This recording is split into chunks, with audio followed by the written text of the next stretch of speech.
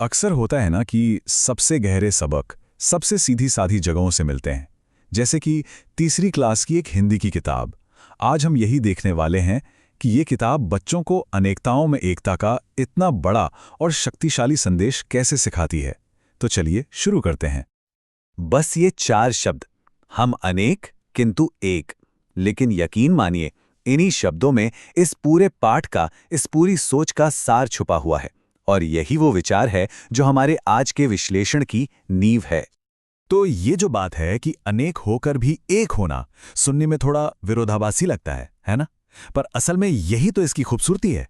चलिए इसी मूल विचार की गहराई में उतरते हैं। और ये सोचने वाली बात भी है कि किसी भी देश की जो नींव होती है, उसके जो मूल्य होते हैं, वो अक्सर बचपन में ही सिखाए जाते हैं। ये किताब इसका एक जीता जागता उदाहरण है कि कैसे भारत में एकता का पाठ बहुत छोटी उम्र से ही पढ़ाया जाता है। इस पूरे पाठ के दिल में है द्वारका प्रसाद माहेश्वरी की एक बहुत ही प्यारी कविता, हम अनेक किंतु एक। आइए जरा इसकी पंक्तियों में झांक कर देखते हैं। देखिए, कविता की शुरुआत ही कितनी जबरदस्त है कि भले ही हम अलग अलग प्रदेशों से हैं, लेकिन हमारा देश एक ही है।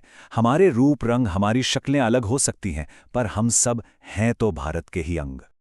यहाँ पे ना एक बहुत ही खूबसूरत तुलना की गई है।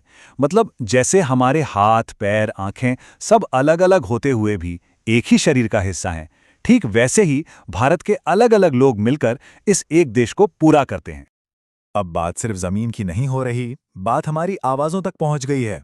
हजारों बोलियां हैं, लोगों के समूह हजारों हैं, गाने वाले गले भी अनेक हैं और धुनें भी। लेकिन इन सबके बावजूद जो गीत हैं, उसके बोल एक ही हैं। तो यहाँ ये तुलना बिल्कुल साफ है।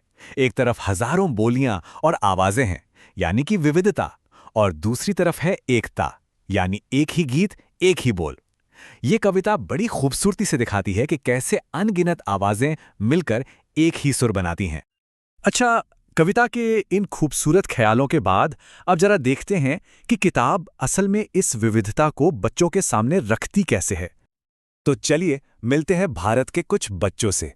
ये है अमृतसर से गुरप्रीत, जो सांकेतिक भाषा में बात करता है। फिर है मणिपुर से अथोई भी, जिसे इरोम्बा बहुत पसंद है। महाराष्ट्र से पूर्वा है, तमिलनाडु से वेंकट, गुजरात से हंसा और लक्षद्वीप से यास्मीन। देखिए, हर बच्चा अपने साथ एक अलग भाषा, एक अलग स्वाद, एक अलग संस्कृति लेकर आता है, और ये सब मिलकर ही तो भारत की खूबसूरत तस्वीर बनती है। तो फिर सवाल ये उठता है कि जब सब कुछ इतना अलग है, खाना, भाषा, पहनावा, तो फिर इन सब में एक जैसा क्या है? वो कौन सा धागा है जो इन सबको एक साथ पिरो कर रखता है? और मजे की बात यह है कि किताब इसका बहुत सीधा साधा जवाब देती है। एकता का मतलब ये नहीं कि सब एक जैसे दिखें या एक जैसे कपड़े पहने। इसका मतलब है कि इतने सारे अलग अलग पहनावे होने के बावजूद हम सब भारतीय एक हैं। ये अपने आप में एक बहुत गहरी बात है। और फिर से पहली कविता की वो आखिरी पंक्तियां याद आती हैं कि हमारी मातृभूमि एक है, पितृभूमि एक है, हम सब भारतीय हैं और एक ही लक्ष्य की तरफ एक साथ कदम मिलाकर चल रहे हैं। और इस पाठ को खत्म करते करते एक और कविता आती है, हिंद देश के निवासी, जो इस एकता के संदेश को और भी पुख्ता कर देती है। सोचकर देखिए, ये कितनी गहरी और खूबसूरत मिसाल है। जैसे गंगा, यमुना, कृष्णा, कावेरी, ये सारी नदियां अलग अलग जगहों से निकलती हैं, अलग अलग रास्तों से बहती हैं, लेकिन आखिर में जाकर एक ही सागर में मिल जाती हैं और एक हो जाती हैं। ठीक वैसे ही हम सब हैं। तो हम इसी सवाल पर आके रुकते हैं कि अनेकता में एकता का असली मतलब क्या है। शायद इसका जवाब इसी तीसरी क्लास की किताब में छिपा है कि हमारी विभिन्नता, हमारा अलग होना कोई कमजोरी नहीं, बल्कि वही हमारी सबसे बड़ी ताकत है।